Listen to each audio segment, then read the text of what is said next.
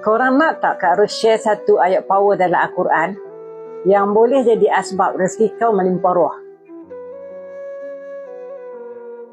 Dalam surah Al-Najm ayat 48, Allah berfirman, wa annahu huwa aghna wa aqna.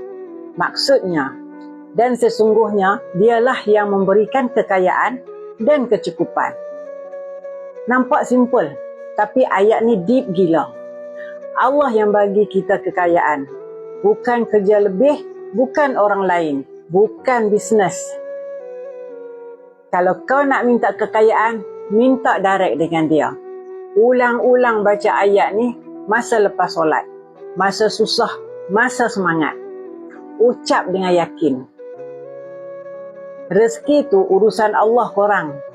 Kita usaha, kita doa, tapi hati jangan lupa. Wa annahu huwa aghna wa aqna.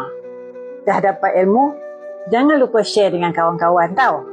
Assalamualaikum.